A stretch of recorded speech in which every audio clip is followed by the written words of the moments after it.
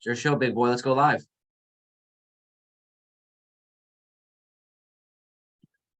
We on? We are recording. I'm preparing to go live right now, so let's give it a second here. Let's get stuff connected. Let's get it shared. All right, looks like Facebook Live is up.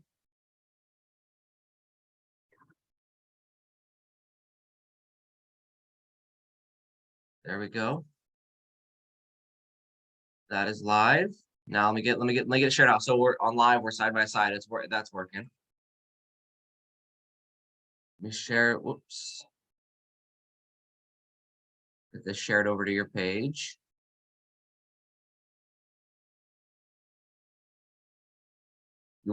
Is your sound working? We're on. All right, you're good. Live and in color, buddy. All right, that's shared to your personal page. Let's go Rick Howell, REI. I don't know if I can't share to your REI page, so that's something that you'll have to do.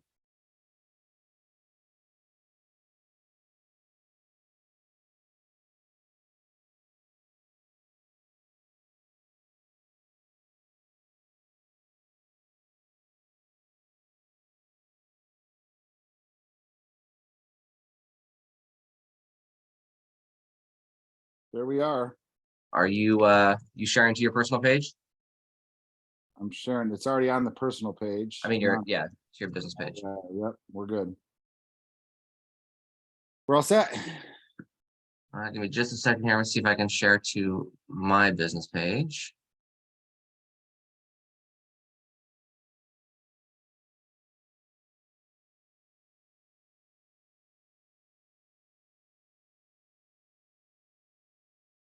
Huh. This is a little bit.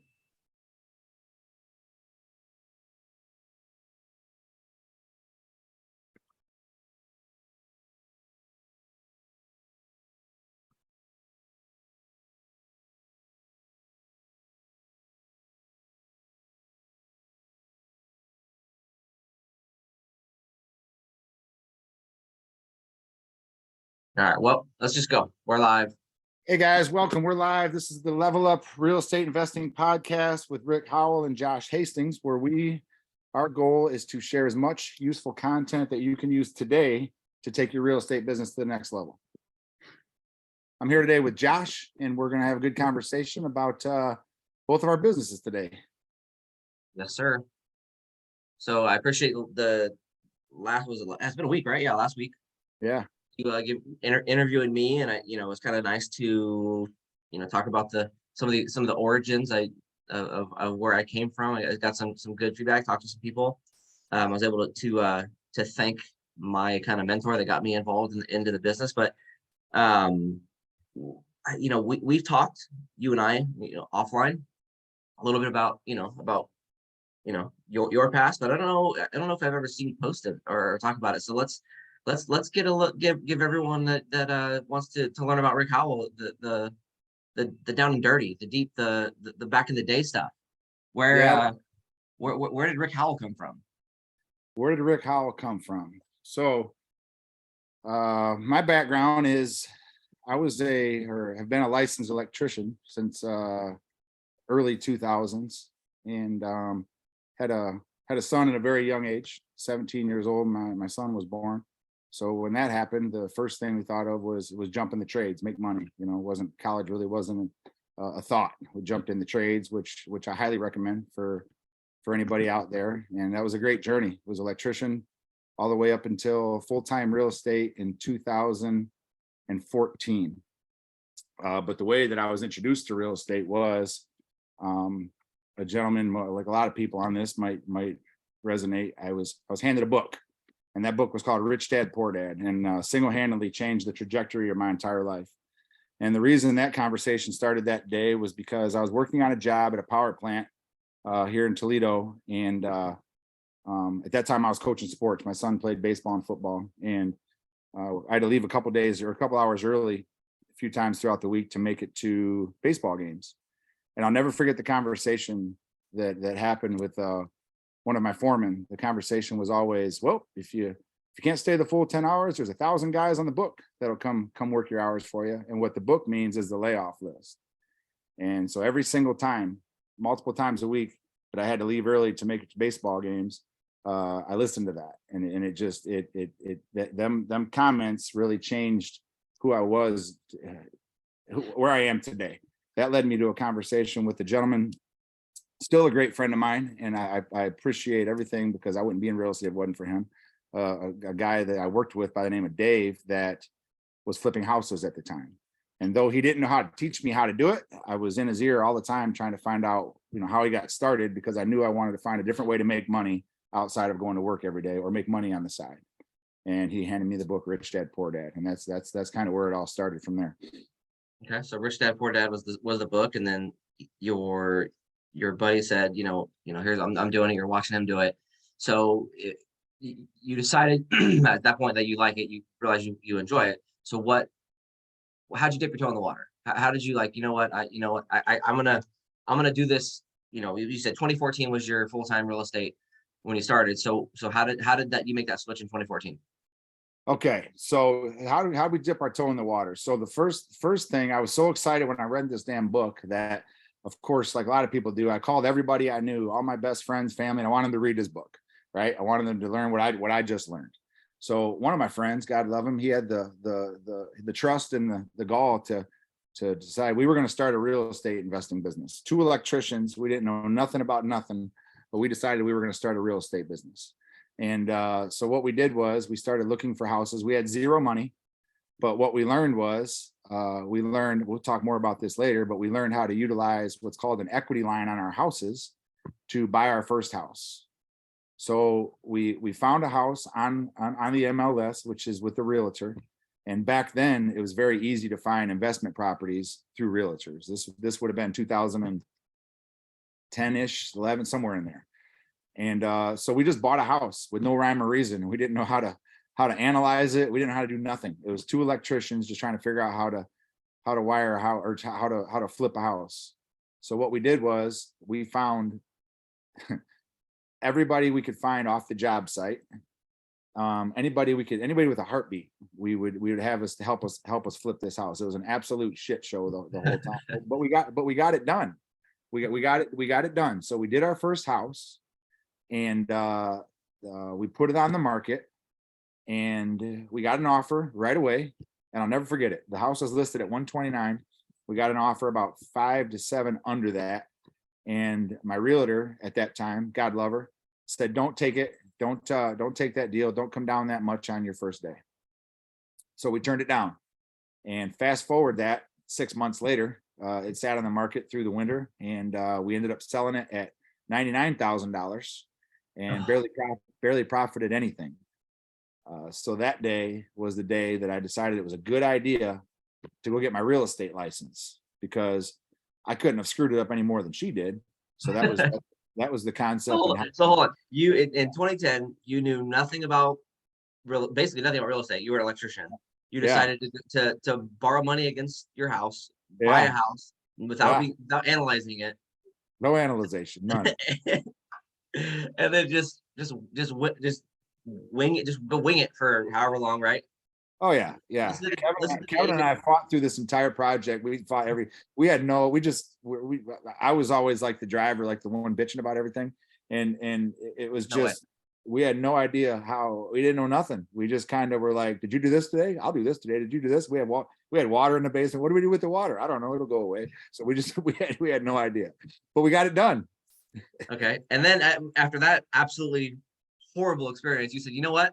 I'm gonna get my real estate license." Yeah, I decided nobody can screw this up as bad as what's happened here. So it was a very small mindset back then. It was like, what we did was I created another job for myself. I decided, you know what? I'm going to be a realtor as well as a house flipper and an electrician and a baseball coach. Let's throw it all in the pot and do it all. Yeah. Okay. All right. So that was 2010, 2011-ish, right? Because you made it through the winter. And so you said full-time in 2014. Yeah. So what was that change from 2011 essentially to 2014? How'd you get there to go full-time? Got it. So I misspoke a little bit. So with the transition from the house in Michigan, that the first house we ever did, then that was where the decision came to get the real estate license. But the real estate license wasn't finalized until the end of 13 is when it was officially with the broker. 2 years. Yeah, yeah, it was, yeah. And Okay. through that time, we're still flipping houses. We're trying to figure out how to flip houses. Yeah. But the way the transition worked is, as a lot of entrepreneurs are, I was or am a ready, shoot, aim type of guy. So what happened was a broker came to, or I went and talked to a broker, and lo and behold, there was a coaching program that was starting the following Monday. This was a Thursday. Never forget it. This was a Thursday. There was a coaching program starting the following Monday, and she recommended that if I jumped in this coaching program, if I was able to start this coaching program right now, I'd be a millionaire right now. Got to go. So me, now mind you, since 1996, I've been in the trades. I went to work on a Friday and called my manpower guy and asked him. He was an awesome leader, and asked him. I thought I wanted to take a layoff. Right after all these years, I was taking a layoff, and I was really nervous to call him because we had a great relationship. Worked for this company a long time, and he actually chuckled and said, "What took so long?" He was expecting it for a long time, and I just never had the gall to do it. So I went to work one day on a Friday. It was April 11th, 2014. Took a layoff. That next Monday, I was in my first coaching program at a real estate brokerage here in town, trying to figure out how to be a real estate agent. So it went from making X amount of dollars an hour to $0 an hour in a span of 48 hours. Okay. So yes, ready, aim, shoot. Yeah, that was Figure it it. out. Jump out Yeah, the plane and build the parachute on the way down, right? yeah. Let's figure it out as we go. All right. So so then 2014, now you're a real estate full-time real estate agent, and Now I'm a are you realtor. still Yeah, you're realtor? Are you yeah. still trying to flip houses at this time? At this time, it was more like my brain was in a blender. At this time, I was trying to be a real estate agent, which that first year we sold probably 35, a lot of houses. At that time, I was trying to do a little bit of network marketing and still flip houses here and there as well. But what I learned was that the trying to spread yourself so thin doing different things didn't work. Nothing really excelled. We sold a boatload of houses as a realtor. Didn't flip many houses throughout the year because I was just still a construction guy trying to figure it out. And then that whole network marketing thing was just a distraction, though it did teach me how to talk to people. All right. So then as I know your business today, right? So fast forward to how did you get into flipping houses at a high level? Because right now we're still a realtor, we're moving forward, still Yeah. stumbling through flipping houses. So how did you get to flipping, the level you're at today, flipping as many houses as you are? How'd you get to that level? Got it. So what happened was we were still trying to figure out the rehab game in the nooks and crannies of the day. Well, what happened was I had a gentleman that was working for us for a few years, actually done a few jobs for us. And at that time, we were probably only banging out a few houses a year. Excuse me. And I made the mistake one time of giving him a bunch of money on the front end to order material. And he stole it all from me. It was probably about a lot of money. It was 10, 15K, somewhere in there. And I went through a period of anger, aggression, disappointment, all the things. And what my attorney told me was, we can do one of two things. I can either do what I wanted to do and end up getting in a lot of trouble and ruining my life, or we could chalk it up as a loss and move on and go make more money in the future building our business. But I believe the man upstairs works in funny ways, because immediately after that, I went to a wedding. A friend of mine had gotten married, and I ran into another investor, which was local here in town, now lives in Columbus. And I was complaining about this situation, and these guys were doing 30, 40 deals a year. And I really looked up to that. And immediately he said, "Hey, have you ever thought about hiring a coach?" And there was a coaching company. And I said, I didn't know it. I wasn't familiar. I didn't know anything about that. And all I knew was he went from being a engineer at an engineering firm for a mechanical company to flipping a ridiculous amount of homes a year after hiring this coach, and him and his company were killing it. So I looked into it immediately and thought this might be the missing piece that I needed. So I called the coaching company, went to my first real estate event, never been to any events or anything like that. Went to my first real estate event, and my partner and I, or Chuck and I, actually went all in on this coaching program, and it changed the trajectory of our entire lives. That's the credit to why we're where we are today. Okay. What year did you join that coaching program? December 16th of 2016. Damn, we got the date. Dang right, buddy. All right. Okay. So now that you joined this coaching program, you are still trying to flip houses. What changed in your business with this coaching program? The initial thing that changed was it turned into a business, more like learning how to build it like a franchise model. See, on the front end, we were always flipping houses with no rhyme or reason, like kind of like they do on TV, right? You just kind of put in whatever you like. We were putting in the houses what we thought should go in the houses, and again, still no experience on how to even analyze a deal, right? We were just kind of putting in whatever we wanted, and just to kind of tee this up, the amount of money that we were making on those deals, Kevin and I were lucky to split maybe $5,000 a deal at the end of a flip. I mean, we're talking like if we came out and didn't lose anything, we thought we were doing a great job, right? We had no idea what we had. I mean, this was like serious for multiple years, right? This was like a big thing. If we did $5,000 each, it was awesome, right?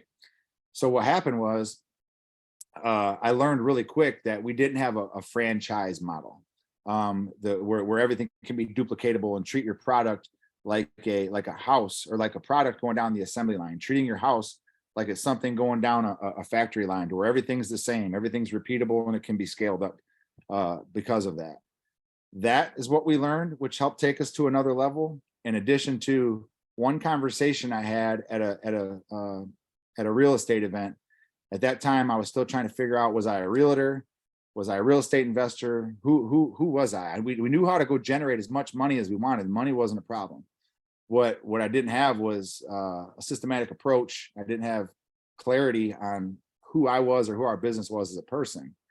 One coaching event, a gentleman in the front end was teaching about how realtors and investors work together, and how you determine which one you are. I raised my hand and I said, well, here's where I'm at. I'm trying to sell all these retail houses, work with buyers, be this real estate agent, and I'm also trying to flip houses. And he says, okay, which one's your passion? I said, my passion is long-term wealth through real estate. He says, okay, then why are you trying to sell houses? He said, what's your exit strategy from that? I know what exit strategy was.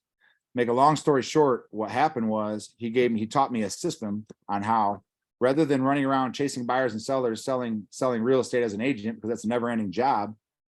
He taught me how to build a system to generate leads, and take those leads and refer them out to other agents, help them build their businesses, while I'm taking a part of the commission and focusing on my real estate investing business. So totally automated that side of things and allowed me to focus on where my passion is. Okay, so real quick, I want to circle back to one thing. When you said when you guys were flipping houses for all those years, you were doing maybe 3 houses a year, right? So you were happy to make $5,000 a month. So on the surface, a check for $5,000, that's $5,000. That's a nice check. Yeah. But when you break it down and realize it took you 3-4 months to make that $5,000, you're like, okay, wait a minute, let's count those hours and realize, yeah, my time, I made $20 an hour, $15 an hour, maybe $5-10 an hour working all those hours to get those. So I just want to make sure that people made that connection, because it's like, oh, it's not $5,000. Oh, cool, I made a $5,000 check. But when you break down all the hours you spent getting that house to the finish line, right? It doesn't add up, right? Yeah, the hours and what went along with it is what the coaching taught me. A majority of what, I mean, it taught me a lot, taught us a lot. But what happened was, we were always hiring people, trying to find the cheapest, the bottom of the barrel, anybody that would work with us to help us get these rehabs done. And what we learned was, when you hire quality construction people to get your job done, regardless if the dollar amount seems a little higher, you're going to save money in the long run. So we learned how to, number one, hire professionals to get us from point A to point B. That was the main thing. And then how to work with contractors, how to work with the right contractors and help them add value to their businesses as well. Because contractors like to work with people that operate within systems because it makes their job easier. So that was another main key, was learning how to hire the right people, which helped increase our bottom line. Okay. So basically, I mean, you've said the word quite a few times. It sounds like the biggest change for you was systems. Absolutely. Systems and processes. Yeah. A systematic approach, building a franchise model of a real estate business. Yes. Okay. So 2016, you basically started. Is this a new business partner or the same guy that you were flipping houses with? In 2016 is when we ventured off and went, my sister and I went by ourselves. Okay. Okay. So now you're on your own. That's kind of the question I was just going to ask you. Who was on your team when you launched it, to do full time as a real estate investor? Who's on your team at that time? We were sitting in that real estate event, and it was my son, my friend Chuck, and my sister. And we were driving home, and anybody who's been to an event, how excited you are when you leave an event. I'm driving home. We're coming from Detroit, Michigan. There's a foot of snow on the ground. I'll never forget it. We stopped at McDonald's to get some food, and I'm like, "What do you think? Can we?" My sister's like she's the brains behind all this, right? I'm like, "What do you think? Can we do this? Do you think we can do this? Can we make it? Do you think we?" And she's like, "Yeah, whatever. Let's just, let's go." That's all I needed to hear. So next thing I know, we're in and we're trying to learn. We hired these coaches, and we're just trying to figure out how to build a real estate investing business. So starting off, it was my sister and I. Throughout the whole period, there's been many people that have helped along the way. Friends, Chuck, my son, a lot of people have helped maintain and keep this business moving forward in many different ways. The only employee that we have that works within our business is myself and my sister, and soon to be my son next week. Okay. All right. Family business. Yeah. Family business. But I got to say, full disclosure, the credit doesn't go to us. The credit, majority of it goes to Shelly, but without the contractors, and we call them the outside team, when the title companies, the realtors, the contractors, everybody that goes within to get these houses from point A to point B and sold, or point A to point B and then turned as rental properties. I'm just the guy that kind of maneuvers everything. Everybody else gets the credit of getting us from point A to point B. Okay. So what's your deal flow like today? Like what are you working on today? Fast forwarding real quick, we're gonna jump to today's Howell properties. Yep. What's going on in your business today? So today we are operating. We have we just bought 2 rentals that are going to start next week being renovated. We got 1 flip that's being bought Friday that's getting renovated. We have another about 5 or 6 deals going on. So our deal flow, we shoot to get a deal a week. That's kind of what we shoot for. And what our deals look like are, we're experts in monetizing leads, right? So what we consider a deal is anything that generates revenue. It could be a referral listing to an agent. It could be a wholesale deal to another investor. It could be a renovated home that's going to be sold to an investor to use as a rental property or whatever they want to use it for. It could be a retail listing, meaning we buy it, we flip it, and we sell it on the retail market. And then we also have our main end goal is to keep as many properties as we can. We buy and hold as well. Okay. So I was just taking some notes here. That's why I keep looking down. So basically, you have at least 4 channels of revenue, right? Rentals that you hold. Yeah. Buy, renovate, hold. Flips. We're going to flip to the open market. Referrals, and you're on the real estate to other realtors. Yep. And wholesaling properties to other investors, whether that be a flip or a rental. Yep. Okay. Yeah. The goal that I've learned in this business is know how to monetize your leads regardless of what it is. Nice. Okay. So rewind back to early on, right? We kind of touched on the struggles of prior to coming into you're getting a coach, essentially raising your hand, getting a coach and saying, I need help. So even though you had a coach, what were some of those early struggles of your business when it was just you now and Shelly and your family, the family business, and just you guys? What were some early struggles that you guys had to get by? Time to get basically just not knowing what we were doing, right? Trying to go to work, get off work, and expect other people that were trying to do our job at nighttime, getting it from point A to point B, not knowing who to hire. We were very fortunate when we learned, one of our coaches had taught us about how to find private money, how to fund our deals. So that took us in a great position as far as buying power. But at that point, we didn't know how to analyze deals. We didn't know how to analyze numbers. The biggest struggle that we had early on was basically me. I was very, like we said, ready, shoot, aim. And that caused a lot of stress in my relationships. That caused a lot of problems in my friendship, my other friendships. It killed the partnership. Basically, I was the big struggle, because I was just trying to read a book and go do what it told me to do without really knowing what was going on. The market had a little bit. I didn't know this at that point in time, but the market was at an all-time low back then. Where looking back, it was the best opportunity ever for real estate investors. But without knowing what the hell I was doing, I didn't see it. I wasn't educated on that. All right. Okay. So basically, having the time to do the job, not knowing who to hire, and analyzing deals properly. That would be where it all started, because the end result of all that was having 2 jobs, not making any money for it. Okay. So what are you using? What are there tools that you're using? Are there systems that you're using now today that we can kind of let people know, hey, here's what solved those problems for you? Yeah. So the marketing aspect, what we learned back then, all we knew was to look on the MLS, look with a realtor, or look on Zillow to try to find deals. We had no idea how to market to they're called off-market deals, people that have not put their house on the market. The major shift in our business, when it went from being a deal chaser, I always refer to it as like trying to operate your business like a drug dealer, just chasing deal to deal with no systems or rhyme or reason on what you're doing. But when we learned really quick about not focusing so much on how much money we're going to make, and build our business to be more of a problem solving, a solutions company, a real estate solutions company, because there's people out there that have homes that are in predicaments that might need help.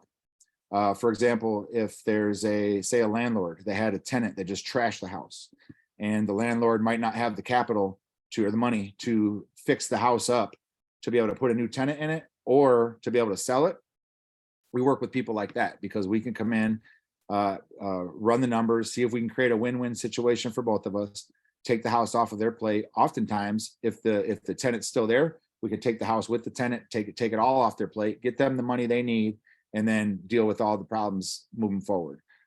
There's other situations where people may have ran into some financial challenges, and the bills might have got a little bit behind, and they just need to get out from underwater.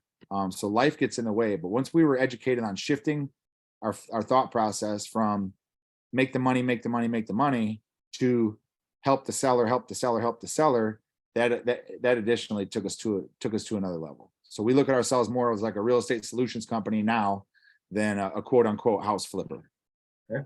So marketing, and then one of the things I think is a common frustration or headache or hurdle, I guess you'd say, for a lot of people that want to get into real estate investing, not knowing who to hire. That was one of the other problems that you said you had.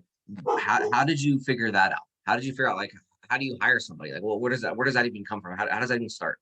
Give me 1 second. Yeah. Go take care of that dog. Yeah. All right. Technical difficulty with the dog. No worries. It's live. It's live. It is what it is.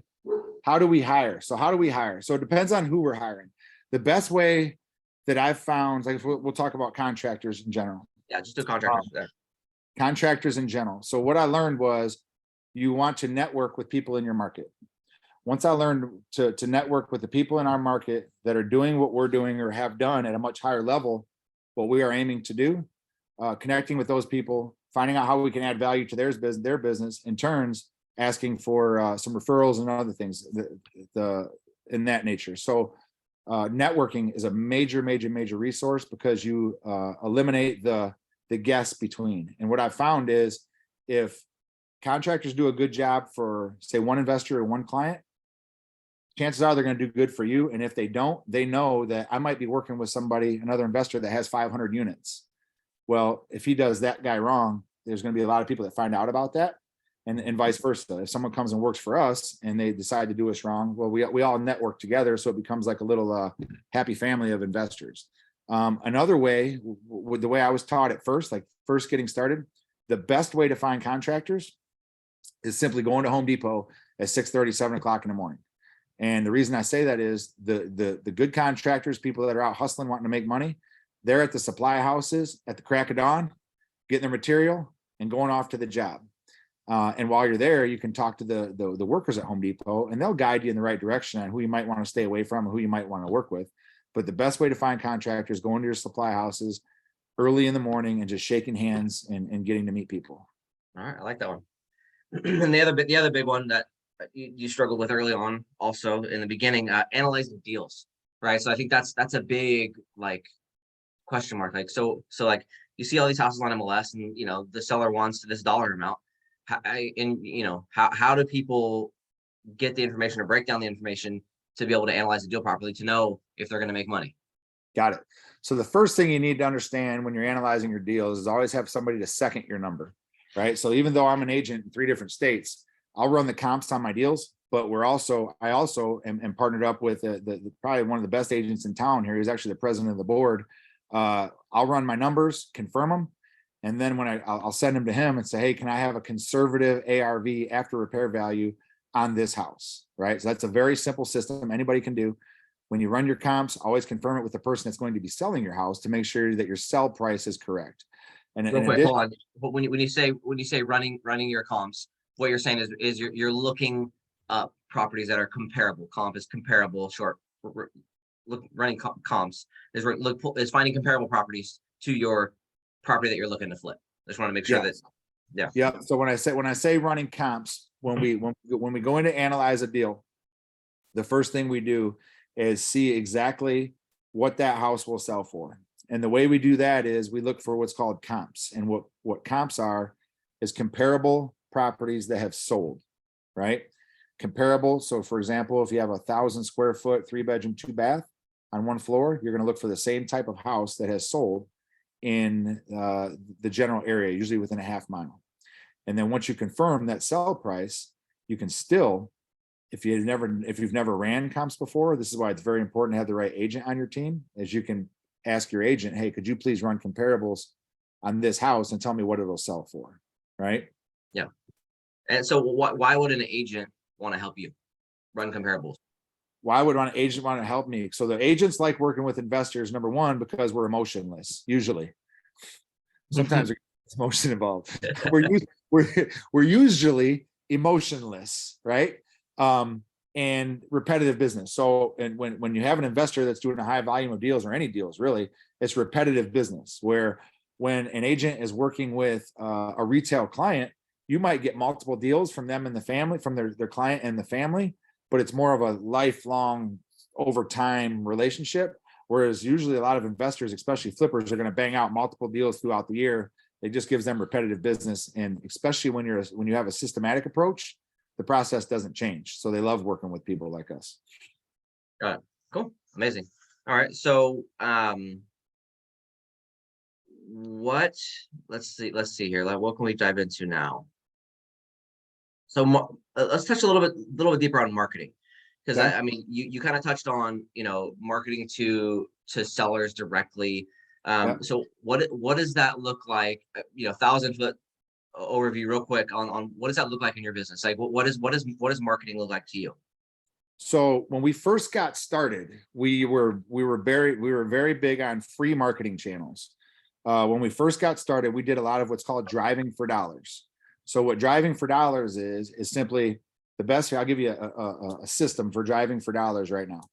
Number one, driving for dollars is simply picking an area that you want to do business in, picking a neighborhood you want to do business in, dialing it way down, and simply driving the streets looking for properties that might have a challenge, a little bit distressed. And when I say distressed, you might have high grass. We're buying one next week where the garage was falling down. You're looking for things with the houses that might need a little bit of work. And then simply knocking on the door, letting them know Mr. and Mrs. Seller, my name's Rick. I happen to be buying houses in the area. Have you recently thought about selling? That 30-second system that I just gave you will make you millions of dollars, because 9 times out of 10, if they got a hole in their roof, garage is falling down, tree laying in the backyard, whatever the case may be, they're hoping somebody will come by and help take this off their plate. So driving for dollars was a free resource that we used when we first got started. And then what we did was, every time we would do a deal, we would take a third of the income that we made and dump it back into marketing. So our next marketing strategy, as we were rolling through, was what's called a bandit sign. And what a bandit sign is, I'm sure people have seen driving around neighborhoods, especially getting off expressways, where they might see those houses or the signs on the corner that say "We buy houses" with a phone number on it. Those are bandit signs. Those actually took us one level farther as we were building our business. And again, as we started getting more deals coming through, we would take an investment off of every single deal and reinvest it in the marketing. The next one, which is more of an expense but great results, is what's called private mail. And what that is we send postcards that say "We buy houses" on them to entire neighborhoods throughout our city. And that's kind of where we're at now. We're just now evolving into, we're real big on, you'd be surprised of what you can get off a text messaging a seller. There's a process for sending text messages and things like that. But for the first 3 getting going, I would say driving for dollars. Next one would be bandit signs, and evolving into direct mail. And hands down, the direct mail has been the best response over the past 13 years. Okay, so a couple things I want to dive into here. First thing is you said you took 1/3 of your income. Yep. Is that every deal? Is that just, you just did it in the beginning to get rolling? Is that At the beginning, I didn't know any rhyme or reason on why we did that. It's just what my coach said to do. We broke it down into 33, 33, and 33. And one of the 33% of the deal was invest it back into marketing. And the way that we found, that's a really good question. I'm glad you asked that. And the way we found out what marketing channels worked in our area, this is important. This is a nugget. Everybody should write this down. Don't try to guess yourself on what marketing works based off what somebody off the internet, me, or anybody else tells you. The best way to find out what marketing channels are working in your market is by go to your local RIA, connect with other flippers, go to other networking events, and find out what marketing they're doing in those markets, and then just duplicate what somebody else is already doing. Okay. Yeah. So you didn't take a third and go buy a Ferrari or something like that? You didn't, No. No, I didn't go rent a Ferrari and take a picture and throw it on my Instagram. We're working up to that though. Okay. We're gonna rent that Ferrari here pretty soon, right? Yeah, I get it. Yeah, maybe an cool. Yeah, and another thing, I just to drive it home. I mean, you said it a couple times, but like being able to start out with a free marketing channel, and that's just one of a few. Okay, Yes. Right, and then take the next level, just to where it takes just a little bit of dollars to get something like in bandit sign, something in that. There's more in that middle channel, and then the more expensive ones, you have direct mail, where you're mailing mass, a big amount of postcards to a lot of people. Like, so let's say a direct mail campaign, just so people understand. Let's say you do one, I know you did one recently. How many people are you mailing postcards to? Right now, at current day, we're running 1,000 postcards a day, or a day, 1,000 postcards every 10 days, 3 times a month.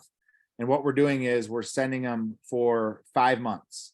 So the key to direct mail is, now mind you, these numbers they seem high. They're not. When we first got started, we were only sending 300 postcards a month when we first got started, because that's what we could afford. You go with what you can afford, right?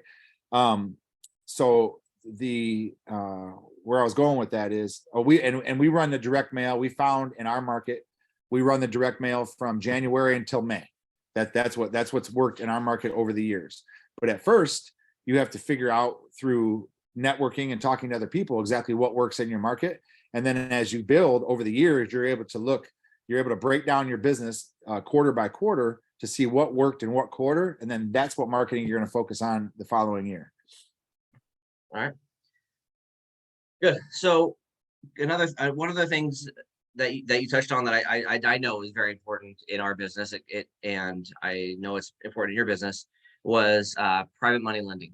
So you said a little bit ago that that was one of the things that when your coach basically helped you, you know, get your business to the next level was private money lending. What does that look like?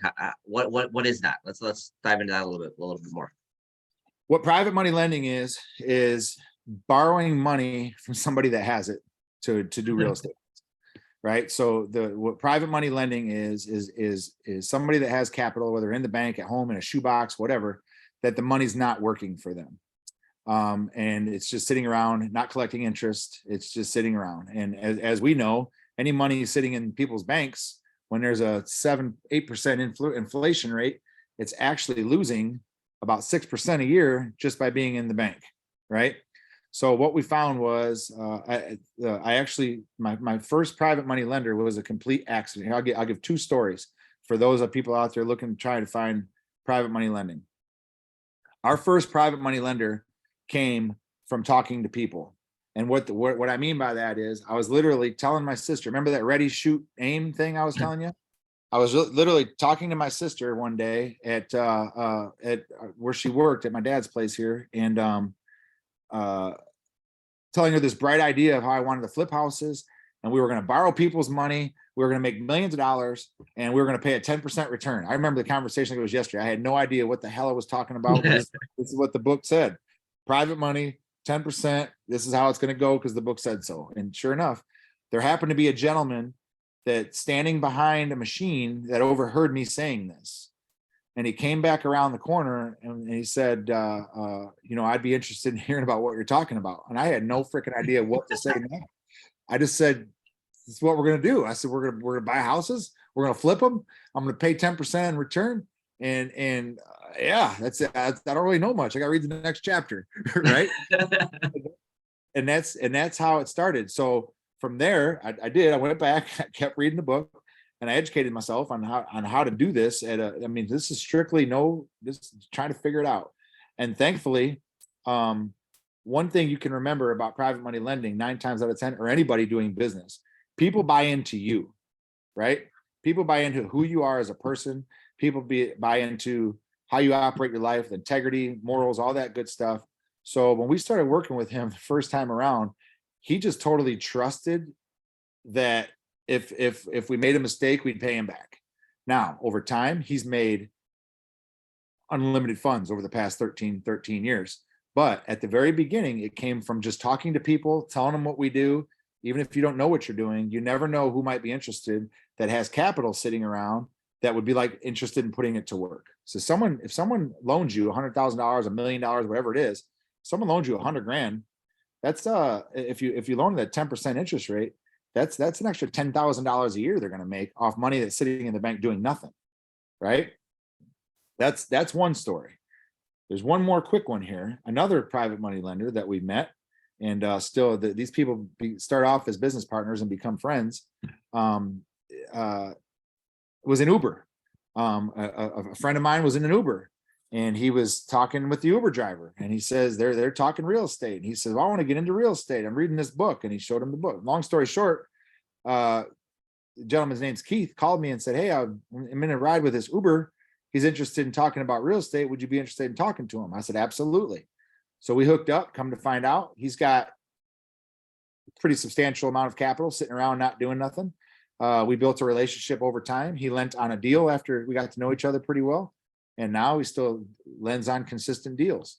So it's two examples that come from just talking to people and building the relationship with people. You never know who's sitting with capital that would like to put it to work. And if you can throw an extra $10, $20, $30,000 in someone's pocket from money that's just sitting there doing nothing, it's a game changer for them as well. Absolutely. Beautiful. So just to kind of touch on a few of the big things I think that I'm taking away, like you've tied it into just about everything, every aspect of your business is networking. Networking is the absolute most important thing of any business. And the reason networking properly, not with intention on getting something out of it, just focusing on building relationships with the right people. I'm a big believer, and it's in my life, it's been fact that you are who you surround yourself with, and your life is going to be the average of the 5 people you spend most of your time with. That's why I like spending so much time with you, Josh. Yeah. But no, that's all jokes aside, I believe that's true. And the key takeaway, when you asked me about the most important thing that we got involved with the coaching aspect, when I hired that coach, I was able to connect with just unlimited amount of people that were going the same direction, right? So, and the people that I met through there, and through the people that will invest in themselves to get to whatever level they want to get to in life, is different types of people. People that will spend their hard-earned money to invest in themselves to help them reach their dreams, or whatever industry it is. It's a totally different animal. So I would say the most important skill that you can have in any business, I don't care whether it's basket weaving or flipping houses, is building relationships and networking with people. Because when you can find a way to focus on adding value to other people's other people's lives without expecting anything in return, and without focusing on you first, it's a game changer. Because 99 out of 100 people on this planet are focused on me. I mean, you see it online as much as I do, especially in this industry. Focused on me, look at me, I'm cool, rather than, hey, how can I add value to your business, and how can we reciprocate each other? The law of reciprocity is a real thing, if anybody knows what that is. But I feel like the more you give, the more you'll receive. Absolutely. I couldn't agree more with that. All right. And kind of one last thing to kind of end this up, to wrap this up. You mentioned back when you were trying to figure out how to flip houses, you were just winging it essentially. You were hoping, like a great day was making $5,000 each, right? Hoping. So yeah, what are you looking at like today? Like when you're analyzing your deals and you're looking at running your numbers, like when you're going to do a flip, first of all, what price range are you flipping in? Let's go with your flips. What price range are you looking to flip a house in? That's a good question. So everything's kind of evolved recently with the change in the market. So before 6 months ago, we would do anything up to the 400 range. We're in Northwest Ohio, so the median price point, I believe, my agent just told me yesterday, I believe the median price point's like 170 or 180 here. So now we're focusing on our marketing strategies. Now we're focused everything below 260. We'll do anything 250, 260 has been seem like we have pretty good traction. That's kind of where we're at. And as far as a percentage that we would like to make at the end of, we like to hit 20%, usually a 20% return on a flip. We kind of gauge it. If we can't do usually around 30 plus, we'll usually keep it as a rental property. By 30 plus, you mean making $30,000? Yeah. If we can hit 30, if we can hit 30, we'll roll with it. If not, we'll usually keep it as a rental, or maybe wholesale it to another investor. That's where the multiple streams of being able to monetize, being able to make money on per lead comes from. There's a lot of people that do investing and do their own work. So we don't. We have a team of people. So if it doesn't match our numbers, we may be able to wholesale it to somebody else that can do lower rehab costs because they do a lot of their own work. Okay, nice. All right, and one last thing on your rentals. You said you're buying and holding rentals. Yes. What does that look like in your business? How does that work? All right. So we've started our own property management for our own properties in-house. Right now we have, I think we'll be up to just over 20. I think we've hit 20 over the past 2 years, and all credit goes to you on the rental side of things. Not all credit. We were giving them all away, man. So we have about 20 now. Our goal, we have a goal in-house to get to 75 as quick as possible, and then scale from there. So what we do is we've opened up our marketing strategies to where we buy on cash flow. So when we buy a property, we want to buy the property, renovate the property, and be all in it for no more than 75% of the value. And then what we do is we call this infinite investing. And then what we do is we get that property done. We make sure that it's going to rent for usually $1,000 a month or more. We'll take it to the bank. We'll do what's called a refinance, and we will get our private money lending back, pay back the lender, and then go do another one. So a lot of people know this as the Burr model. We kind of do it with a twist because it's a franchise model, because all the products and all the rehabs and everything is exactly the same as every other house we do. So we call it infinite investing because you can do as many of them as you want without using. I was saying, how much money are you putting into each one of these rentals? We don't put any of our own money out of pocket in any of these rentals. We've built our rental portfolio without using any, well, hold on, I can't tell a lie. The money, any money that's came out of pocket on these has been because I went over on the rehab budget. Got it. Yeah. And it happens. Nobody's perfect, right? Right. Cool. Awesome. One last question, because I know you and I have an issue with there's a lot of people out there that talk about what they do and this and that. I want to make sure people are aware. Have you ever lost money on a deal, Rick? Oh yeah. I've lost more on a deal than I used to make in 2 or 3 years of my electrical work.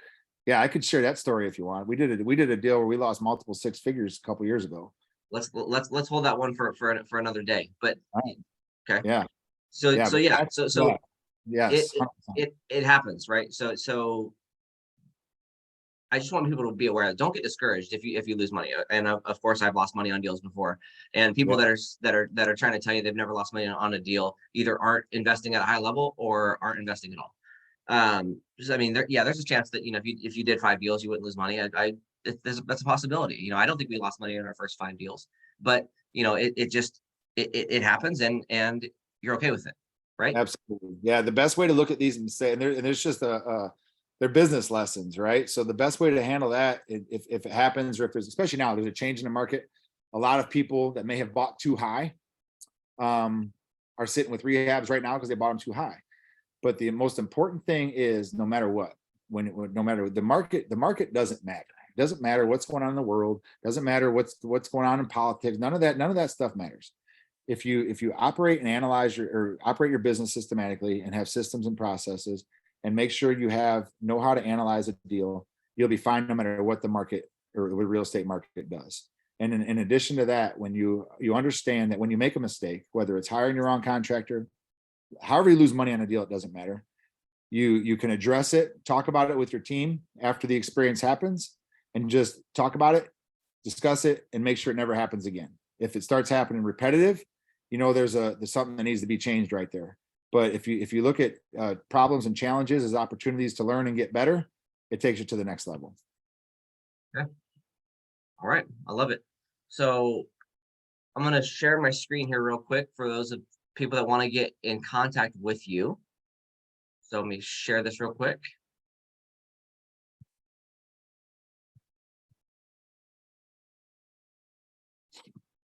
All right. Here you go, Rick. There it is. This is your Facebook page. We got Rick Howell REI on Facebook, right? This is where you're giving away a lot of free information, right? That's it. Yep. And then also, go ahead.